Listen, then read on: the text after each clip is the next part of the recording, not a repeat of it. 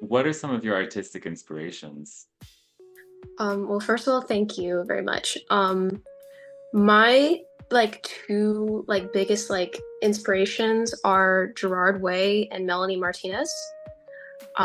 They have been my biggest musical and art inspirations, and their aesthetics and their writing. They own my soul. Like I just love them so much. So yeah. I definitely pick up on the Melanie Martinez inspiration. I don't know a whole lot about Gerard Way. I know, is he My Chemical Romance? Yes, he's the lead singer of My Chemical Romance. Okay. So something else that I kind of picked up influence on, and correct me if I'm wrong, I feel like I pick up a lot of Beatles references, mostly Strawberry Fields Forever. No, I do know that song and I like that song, but I don't listen to the Beatles. Okay, I don't either, but I noticed there's a lot of references to Strawberry Fields. I know your debut song was called Strawberry Field Boy, or at Yeah, least I believe that was your debut song. It is the yeah. first song on your YouTube. And one of your more recent songs is even called They're Burning the Strawberry Fields. So I didn't know if that was some kind of reference or not. Not a Beatles reference. I just like Strawberry Fields. There you go. There you go. Nothing wrong with that. So, what is the meaning behind your stage name? I've always really liked strawberry flavored things, and I watched a lot of Strawberry Shortcake when I was growing up. And within the past year, I actually started watching Strawberry Shortcake again, like the kid series. Because it's just for nostalgia reasons, it's Right. awesome. I love it. But I decided to name myself Strawberry Girl when I was 15 because I love strawberries, and I think strawberries are so cute and they taste awesome, and I love fruit and stuff. And I wanted a name that I felt could represent me, kind of no matter what kind of album I did. I did an album about basically space and robots and computers that doesn't have anything to do with strawberries, but Mhm. I feel like I'll always be a strawberry. I think I'll always love strawberries. So I feel like it connects back to me. And also I feel like it's simple, it's to the point, kind of. Right. Yeah. So Okay. Yeah. And goofy question, but I noticed on one of your visuals you have a picture of pine berries. What is your opinion on pine berries? I like them. I don't like them as much as strawberries, but they are really Understandable. cute. So Understandable. With your stage name, I noticed it kind of, as of now, coexists with your real name on many social media platforms. So, is there kind of a divide between your personal name and your stage name? Is it something you eventually plan on kind of merging, or kind of what's the background on that? Um, I don't plan on merging it. I really like being known as Strawberry Girl, and I feel like Strawberry Girl represents me as an artist a lot. But I also like people to know my real name, Haley, because I want people to think of me as a friend, you know? Right. Yeah, Yeah. and it also just makes conversation better too, more easy. Yeah, yeah. So, So not um, everyone has to address me as Strawberry Girl all the time, yeah. you know? But Yeah. So with the makeup, I've noticed you have a very consistent design with, you know, is there kind of any rhyme or reason behind like the pattern? Is there a specific meaning? Or I have noticed scrolling through your TikTok, there's many different patterns you do, but this is the one that you're kind of most consistently using. So is there kind of a background on that? not really, honestly. I've been doing makeup for years, and makeup is one of my favorite forms of self-expression, and it helps me feel like myself a lot more to do makeup. And I did I wanted to try a look with white face paint a couple years ago. And so I started basically creating this look, but there really wasn't anything that inspired it behind it. I just did what felt right. Mhm. And then the night that I was actually filming my first music video for my song Blood Flows to My Wires, I did this makeup look, and I had basically been working on it but I like completed it, like doing the hearts and the tears, and there's a heart here also. And I was just like, yeah, this is it. Like this is what I want to do all the time. Like I want this to be like my main makeup look and stuff. And maybe you could even switch it up between album cycles, perhaps. Like this could be the Yeah. one for your current album cycle with your Hmm. album Computers Bleed Too. That was what I was gonna say, but then I doubted myself. No, no, Yeah. you're good. Um, but before we get into that, I have to get into some of the previous things that came first because, since I know this is your first interview, there's a lot to catch up on. So, like I said, your first single was Strawberry Field Boy, where you were 15 when you released that. Yeah. Okay. So, what was the inspiration behind it? I noticed it's instrumental. It's kind of synthwave inspired. Is there kind of anything to add on that? It was the first song that I ever made. Okay. And I just made it when I came home from school. I went into my brother's room, and I'm a big fan of BTS. And one of the members of BTS, his hair was pink at the time. And I just thought it looked so cool. And I was just like, oh my gosh, it reminds me of strawberries. And so I came home from school and I went into my brother's room and I was looking at pictures on Pinterest, which I do often when I make songs, of strawberry stuff. And I just started making it. I And was that the reminds me, I something else I discovered while going through your TikTok was you are very visually inspired a lot for your music. You do pull a lot of inspiration from images. So how does that inspiration work? Because that's something that, I write music as well, but for me it's kind of more driven on my emotions and stuff like that, or a phrase will come to my mind and I'll build it around that. But I've never been inspired by an image, so I'm interested to know that creative process. That's really interesting. My creative process, like I love art, and I'm inspired by a lot of things. I'm inspired by words. I'm inspired by feelings. I'm inspired by other music. I'm inspired by visual things, and I also have synesthesia, if you know what that is. Hmm. So when I make music, I usually already see colors and textures and stuff. So pictures help. Like I mentioned, I like to go on Pinterest when I make music because pictures kind of bring the image that I already had in my brain into like I can keep getting inspiration from it kind of thing. Yeah, so it's kind of like a reverse synesthesia in a way where you see an image and then you convert it to music. Sometimes, yeah, it's like I also like storytelling, but I like to imagine that I'm different places and different images give me different, feelings and ideas, and I like to make songs about those feelings. And it's kind of specific, it's kind of niche, it's kind of like weird brain stuff, but that's how I feel. Okay. And so the second song that came after your debut, Even Space Cowboys Need a Break, sometime. It's a bit more of a neo soul vibe to me. That was kind of what I was picking up. That's not really a direction that you delve into later on in your career. So, was there kind of any additional inspiration behind that one? That one I was purely just making songs about just how I felt. Like I felt the way that song sounded and I just wanted to make that song.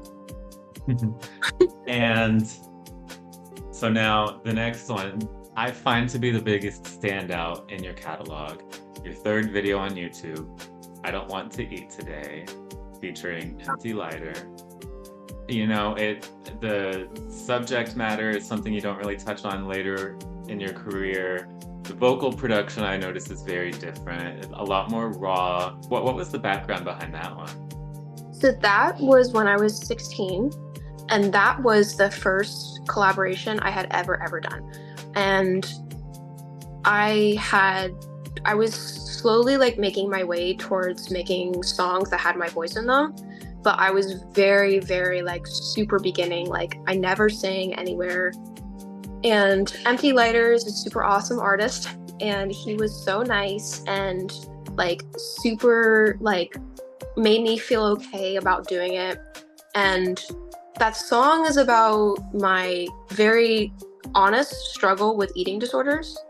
And I've always wanted to spread awareness about mental health things and spread awareness about topics like that because I feel like there's not enough awareness about things like that. So that was my first collab ever, and it was a really good experience. Okay, that's awesome. Yeah, and speaking of collaborations, I noticed you do have a very interesting way of collaborating with artists, which I guess I could get into later, but it's never quite so much like a duet situation as much as it is kind of, someone will incorporate an instrument or, and I think in this case it was more instrumental. They produced it for you, right? Yeah, I'm still like in the beginning basically of doing collabs, but so like I have one coming out that's more duetish, but I've learned how to produce over the years. I have other collabs where they did more of the producing and they did more of the instrumental and I just did the vocals. Okay. So, getting into your first EP, Fix My Heart, it's kind of, from my understanding, a bit of lost media, but there's two songs that are still available currently. How many songs were originally on the EP? I believe 7. Oh, okay. So yeah, there's quite a bit that's missing, but as of now, there's two songs available, Homework with Bloodstains and Karma Will Take Care of Them. I noticed Karma is a bit more reminiscent of some of your more modern songwriting. There is a line that I pulled out of it, Tears Made of Strawberry Milk, um, which is something that you reference later on your next album. But kind of, what was the backstory behind that first EP? So Fix My Heart was the first body of work that I made that I felt it was me singing, and I felt like I was really getting somewhere with what I wanted to be, what I wanted to do as an artist.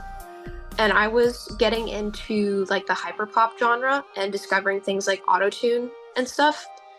And I went through a really fun experimental phase where like Fix My Heart was purely about art and stuff. And it was purely about my feelings, and it was about doing music for fun. And like I had previous fears before, like, oh, what if I'm not a good singer, or I want this to be beautiful and I want this to sound really good. And I really just threw all that away, and I was just like, I'm gonna put autotune on this, I'm gonna do effects, I'm gonna talk about my feelings, I'm gonna talk about my anger, I'm gonna talk about what's paining me and whatever. And so that was Fix My Heart. And all those songs really mean a lot to me. I just took them down because I feel like they don't represent where I am as an artist today. I've learned a lot about myself, and I've learned a lot about producing. And so when I listen back to them, I'm like, oh, I should have cut that out, or that wasn't put in very well and stuff. Would you consider a remaster in the future? Do you still have all those old session files? Maybe, yeah, I do. I have them all. With your album, Computers Bleed 2, it seems you've kind of settled into the hyperpop genre and you're a bit more confident with your style. So how would you describe the genre that you've currently settled into? Yeah, so right now I would describe it as electronic alternative with hyperpop influences.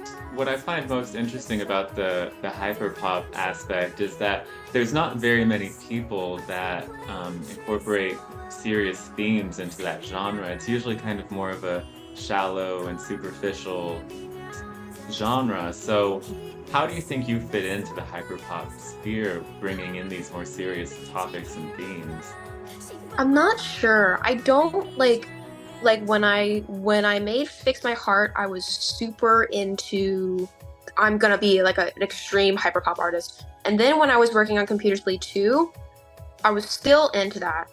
But I kind of felt like I feel a little bit of a distance. I don't feel like I'm just a hyperpop artist, and I don't feel like that's my direction. That's why I say hyperpop influenced, because I like heavy autotune, and I like voice effects, and I like electronic, and I like so many elements of hyperpop, but I also don't feel like I completely fit into the hyperpop scene. And so certain themes that I noticed as I've been listening through your music, there's a lot of things that are repeated throughout. I noted robots, blood, crying, and stars are all things that kind of get mentioned throughout the album. So what do those themes mean to you currently? When I started making Computers Bleed 2, I was super inspired by the early 2000s, and I was born in 2004. So like I remember being a little kid and seeing like my mom and my dad, they had flip phones, and I would look at their phones and I'd think I'm gonna grow up one day and I'm gonna get a flip phone. And I don't have a flip phone. I have an iPhone. Um, Right. but I'm really inspired by early 2000s tech. So when I started thinking about themes of my album, I was like, I want this to be about early 2000s technology and robots, and also feelings about like blood. We all have blood, kind of thing. We're all humans. We all have emotions. Robots can be used as like a symbolism as someone that doesn't have emotions. And I wanted this album to be about emotion suppression. And so to talk about being human in a world where like in society you have to, for lack of a better word, you have to lock in. Like you have to put away your emotions sometimes, and you have to be kind of like a robot sometimes. Other things like stars, I like stars, I like space, I like pretty things. Blood, I like blood a lot. I'm a big fan of blood because we all have blood, and I like vampires, but we all have blood. Like no matter where you come from, no matter what your background is, like we literally all have blood. And I feel like people like to pretend that we're all really different, and we are different, but we are literally all like, we're all the same species. We all have blood. And so I like talking about blood a lot because it's like a reminder that even if I'm wearing makeup on my face, some people might see my makeup and they're like, oh, she's a freak. But it's like, I'm the same skin and bone that you are, no matter what. Like, I take this makeup off at the end of the day. Like, I breathe, you know? And I feel like your fascination with blood kind of reminds me a bit of Kurt Cobain. I don't know how much you know about him, but he was also very inspired by bodily fluids in general. He would write about, he was kind of more on the side of vomit and Yeah, kind of yeah, I know a thing. little bit about that. I like Nirvana a But lot. right, but I think with, you talking about blood and in the way that you do, and you talk about tears in a very abstract way as well, I kind of pick up that similar vibe of a bit of a fascination of the human body. Yeah, I like using anatomy for metaphors. I like talking about the human body because of the whole thing about how we all are humans. Tears are a reaction from the human body for so many different emotions. Like you can have tears of happiness, tears of sadness, of missing people, of anger, things like that. So tears are like, it's a really great metaphor in my opinion to represent emotions and feelings. And so getting into the album, I noticed something a bit unconventional about the release that I was interested to kind of get your perspective on, was that it wasn't a case where you released singles, and it wasn't a case where you dropped the whole thing all at once, but you kind of slowly trickled the album out onto YouTube throughout over the course of like a 7-month period where you released one song, and then about a week or two later you released another song, and maybe took a month break and released another song. So kind of what was happening behind the scenes with that? When I first started making Computers Bleed 2, I knew I wanted to make an album and I wanted this to be a big deal, but I was still like really unsure about my music and about myself. And I made 2 songs and I put them out, and then for a little bit I wasn't making anything, and I was like, I wasn't taking a break, but I was very like uninspired. And then I moved, and when I moved I could not stop making songs. And I think it's just new environment helped that. So I didn't know anything about distribution. I didn't know about like official release stuff.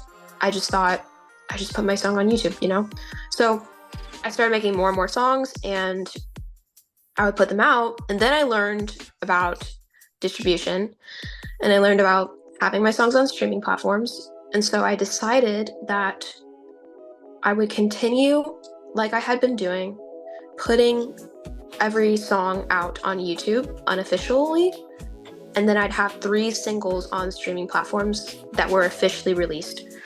So when the album comes out, people could be familiar with the songs, people could already enjoy and listen to the songs if they did find them and they liked them. And I would have the 3 singles on streaming platforms already. And then the rest would be on streaming platforms when it officially came out. Getting into the album, opening track, Into a Robot. I noticed that it is one of the more direct songs lyrically, kind of just talking about you feel suppressed emotionally. And this kind of also marks the beginning of the robot theme in your discography. So I'd be interested to know your take on it. Yeah, that song is about emotion suppression, and it's about not feeling like you could be yourself around people that you care about, and basically I felt like I had to be a robot, and that's what I wanted to say in that song. So on Stardust, second track, you mentioned that your mind is made of stardust. What is that about?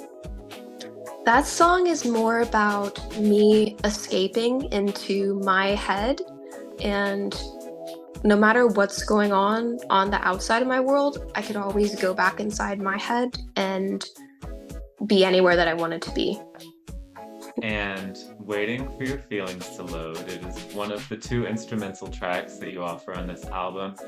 What does the ambience mean for you? That song, I actually, I made it about my hometown, and I was just messing around on GarageBand, and it was before my move. It was before I moved away. My hometown means a lot to me, and it was before I moved, and I just poured my emotions out into that. And so that song is about how much I love my hometown. Okay. And Blood Flows Through My Wires. It's one of my favorites on this album. I love the lyric, "You always make me keep my weapons out." I thought that was a really good metaphor, but what is your perspective on that song? Thank you. That was the song that I made after I moved, where basically all my songs started taking off. Like I couldn't stop making more songs. That song, the lyric, "You always make me keep my weapons out," that's about similar things as Into a Robot, as if always having to feel on guard around someone, or always having to feel like you have to defend yourself at any moment emotionally. But that song, the whole song, it's not just saying like I feel this, I feel like I have to be on guard. It's also saying, like when I talk about like you think you know me, that song is basically saying like I know who I am, I know how I feel, and you might not know who I am, and you might like bring harm to me, but it doesn't matter because I know my heart and like I know who I am, Yeah. And CRUSH.MY.FEELINGS.AND.REBUILD, that is the catchiest song on the album to me. Love it. I wrote down this lyric just to kind of emphasize, show me how to see the guidelines in front of me. I was kind of wanting to ask you what that was about. Thank you. Also, that song is about being in a situation where disappointing and bad things happen over and over and over again, and then you're supposed to forget about it. It's like you crush my feelings, and then we rebuild and we continue having a normal relationship. But I'm supposed to forget about it, and I'm supposed to not worry about it. But that's not how emotions work. Like when bad things happen, you can't always forget about it. And so the song is like about resentment building, kind of. Yeah. And so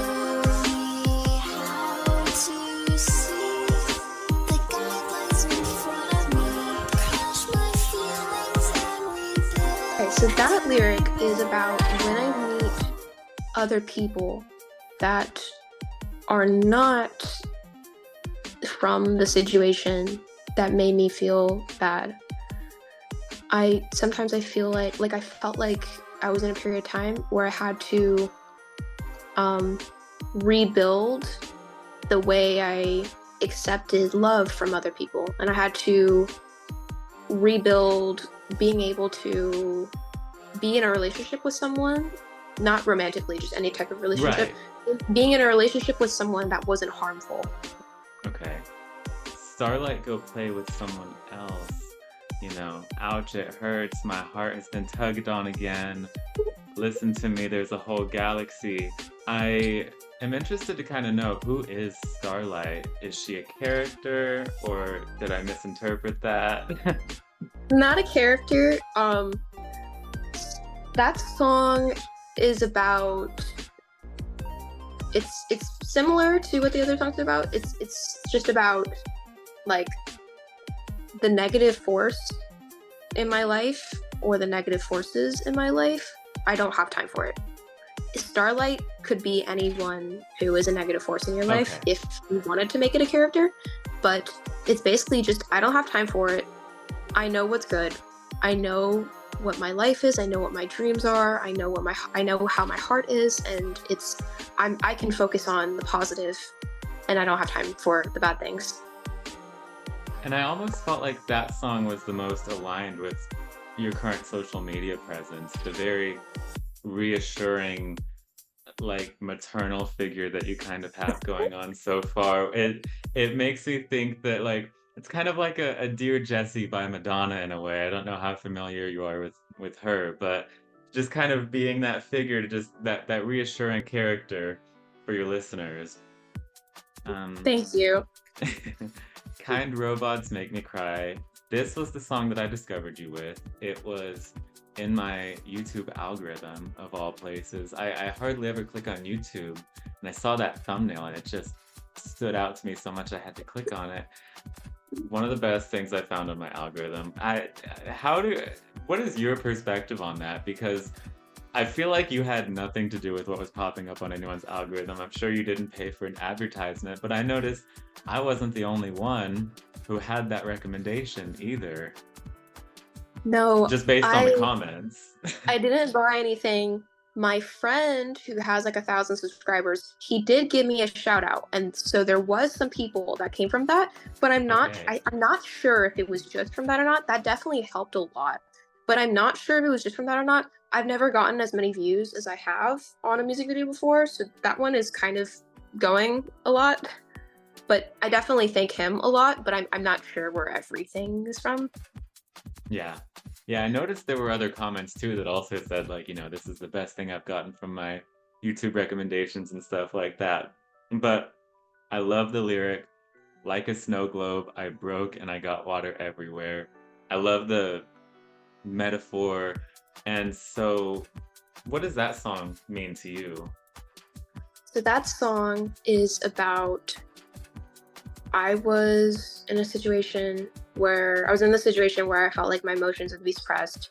And when someone treats you badly for a long period of time, for me at least, I kind of got to this point where it was hard to accept when people didn't treat me badly. Like when people were nice to me, it made me feel like emotional. Like you'd think that you'd want someone to be nice to you if you're not in a good situation. But I started to like I had this friend at school. He was so nice, and his interactions with me just they meant a lot, because like other places that I was coming from, I didn't have the greatest interactions. So it's just like the kindness means a lot to me. Nice, yeah. So the next track, Computer Girl Interlude.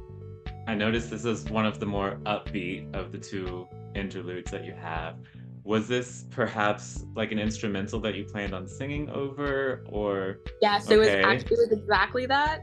I made the instrumental. I was like, I'm gonna call it Computer Girl, like, and then I couldn't make any lyrics, and I was like, why isn't this song working? And I just couldn't think of a song, so I changed it up a little bit, and I was like, this is gonna be the interlude. This is gonna be an instrumental. This is what it was supposed to be, and I'm cool with that.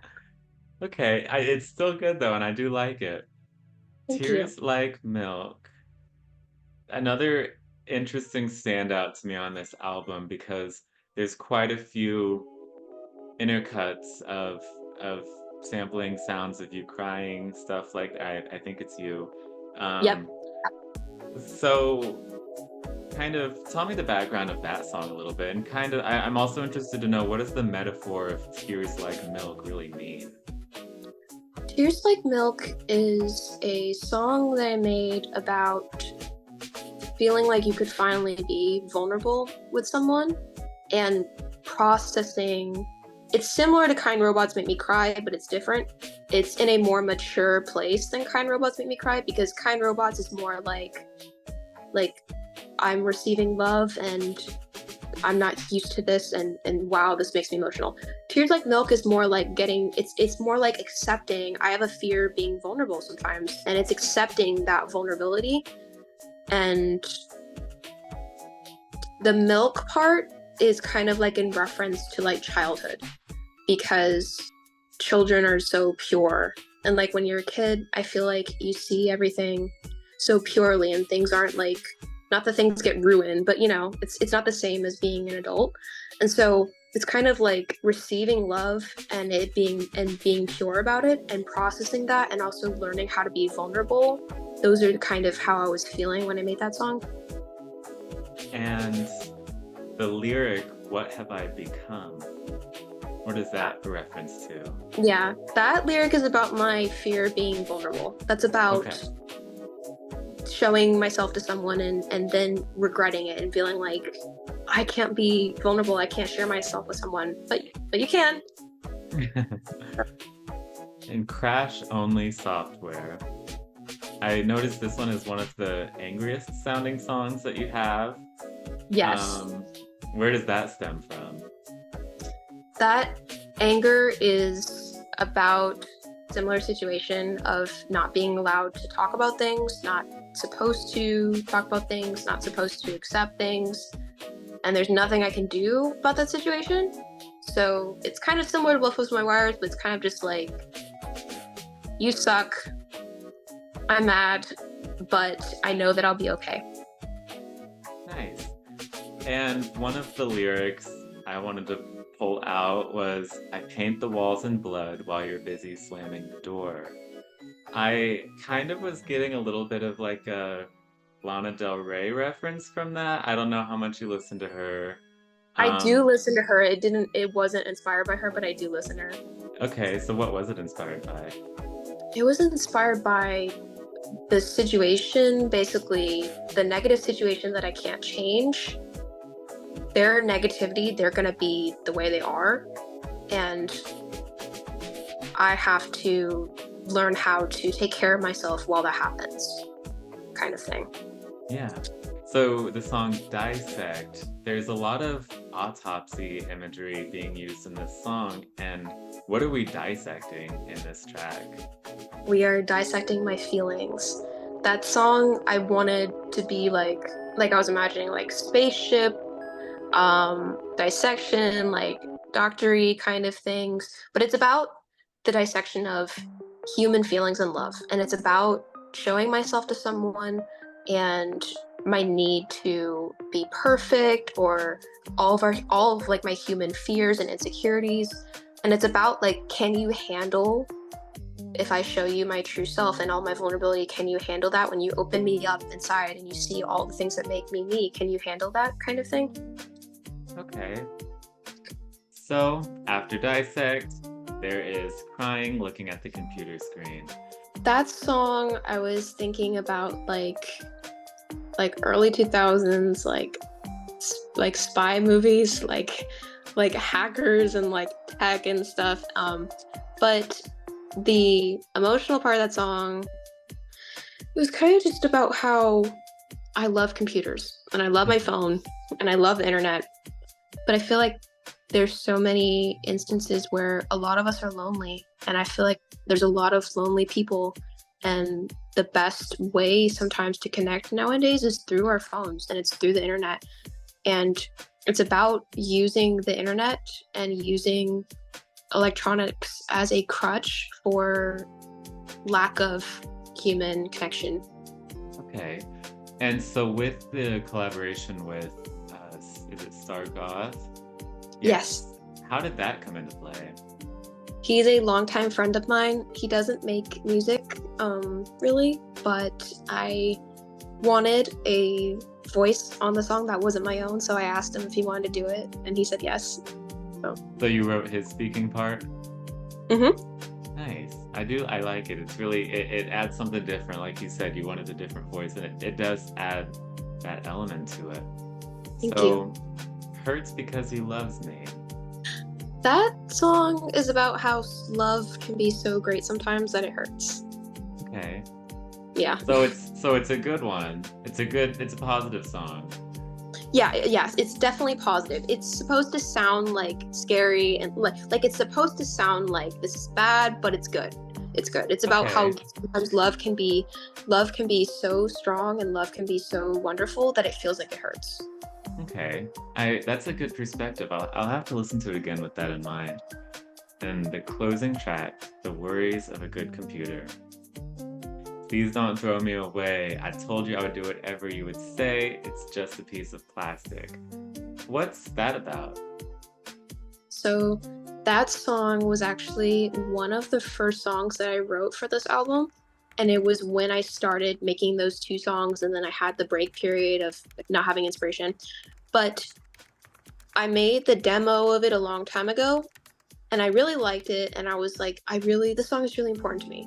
But I never picked it back up again until the very end of making my album. I was like, okay, I'm gonna work on this one. I want this one to come alive. And that song is about being in a situation with a negative force, and your emotions are supposed to be suppressed, and you can't talk about what's happening, and it's bad. And it's about basically just like, I will do my best to survive the situation, and I will do my best to make sure that everything goes okay. While there's forces that are uncontrollable and negative that I can't control, my control in my life is that I'll do my best to survive the situation, and I will win my life by surviving the situation. Okay. Yeah, I believe in track sequencing. It's something that's very important to me. And I feel like that song is a perfect closer. It feels like it does summarize the album very well. And it is interesting to know that it was one of the first songs you wrote. But another line that I had a question about was, what do you mean by "I'll win the game show"? The game show of taking control of my life and being happy. Okay. So I need to discuss your music videos that you've done for this album so far. You've done 3, and they seem to kind of all have a very similar theme of very nostalgia-oriented VHS camcorder quality, and you play this role of what almost feels like a navigator through like a childhood dream, because I feel like the character that you play isn't exactly as nostalgic as all of the imagery around you. And I'm kind of just interested to know, what is the goal for the imagery? You described it very, very well. You described it very, very similar to how I feel about it. It's kind of like I sing about feelings that I have, that are very raw, very vulnerable human feelings. They make me feel like a child sometimes because I feel like they're so raw and they're so vulnerable. And then my music videos are like, if myself right now could go back to like the early 2000s, to the time when I was a child, and like be in that kind of liminal space, it is a similar thing to basically that. Yeah, liminal spaces was something else that I was really picking up on. And yeah, the music videos kind of feel like a dream in a way. Like you said, kind of a simpler time atmosphere before things are too complicated, before emotions are really too difficult to process. So, Yeah. um, yeah. And so now going into some of your more recent songs, They're Burning the Strawberry Fields, another one of your collaborations, but once again, another one of the more unconventional ones because Tyler Gore contributes a guitar solo. Yes. How did that come into the song? Um, Tyler found me on TikTok and he mainly does guitar stuff. And I had been wanting actually to do a song with guitar, but I'm not good at digital guitar. Like I do all my instruments digitally, and Mhm. I'm not good at digital guitar. So it was really awesome that I met him and he wanted to do a collab because I was like, oh my gosh, I've been hoping for something like this. And he just fit perfectly on the song. Like he immediately got the vision and got what I wanted it to sound like, and it was really awesome. And so what is that song about exactly? It's definitely more of a gothic tone of it almost feels hopeless. Yeah, it's about a really hopeless situation. Um, it's about a really hopeless situation where you feel like you can't do anything once again, and the only thing that you can kind of do is it's kind of like, why does this have to happen, and why am I being put through this kind of situation? Okay. And the second single that came out this month, Heavenly Vision, one line that really stood out to me, I felt like it was very telling of almost everything that you've put out thus far. Play games like children because our wounds aren't healed yet. Yeah. What is that song about? That song is about a situation with someone who I really feel like I'm on the same page, but things get in the way. About that lyric, it's basically like we all have issues and we all have different communication styles and we all have different emotions, and sometimes unhealed wounds of the past make us who we are. And sometimes you have problems in relationships because of those unhealed wounds. I noticed on your TikTok you're working on your upcoming album, Lucky Rabbit, Yes. right? Is there any exclusive information that you can reveal today? Yes, one thing that Lucky Rabbit I've been thinking about ever since I ended Computer Bleed 2. I've had the vision in my head for Lucky Rabbit, and it is very inspired by Alice in Wonderland kind of things. Okay. I think I'm using a lot less. It's still kind of hyperpopish, I think, electronic, but it's going to be less electronic focused than Computer Bleed 2, I think. But I also don't think I'll stray away from that completely because I really do like that sound. So the previous two singles I discussed, They're Burning the Strawberry Fields and Heavenly Vision, are those part of this new album? Heavenly Vision is part of Lucky Rabbit. Okay, and Strawberry Fields is just kind of a one-off single. Yeah, that was just a fun time. And there's also a TikTok exclusive song that you released a few weeks ago called Shush. Yeah. So what was kind of the idea behind that one? So Shush is for Lucky Rabbit, and Shush is about the fear of being vulnerable again. Okay. And it's kind of like when I feel vulnerable sometimes with people, I feel like I have to stop myself. And it's kind of like me talking to myself, being like, you're gonna regret this tomorrow. Like if you really share your heart sometimes, you're gonna feel like too emotional about it, kind of thing. Okay. And so do you have a date set on when Lucky Rabbit is going to come out, or is it just going to be kind of another situation like Computers Bleed 2 where it's done when it's done? Probably it's done when it's done. I'm thinking this year. I don't think it's gonna take super long, but I don't know right now. So when you're working on an album, do you just kind of write a song, make it, put it out? Because I think that might be where you and I are different, where I tend to write a full album before I ever start recording and producing it. I get the full vision. I've already got I've got my next album already laid out. There's a track list and everything, and I'm far from finished on it. But it doesn't seem like you work the same way. It seems like you just kind of make songs as you go along, and you've got a vision in mind on what the album's going to look like, but you don't quite have a track list yet. Is that right? I think that's really cool that you do that. I would say that describes me, but I make track lists. Like in my notes, I write down track lists, and I basically over the course of time that I'm making an album, I edit it. So like I have like 4 songs right now for Lucky Rabbit. And when I was making Computer Play 2, there was so many songs that I had put in the track list and then I took it out and then I replaced it with something else or I renamed it or something like that. So I do think about track list stuff, but that is how I make albums, as I kind of go along. So with Computers Bleed 2, were there any outtakes and stuff like that? Like when you say you took a song out, is it just like kind of a song title that you hadn't done anything with, or do you mean you made the song and it just didn't turn out the way you wanted?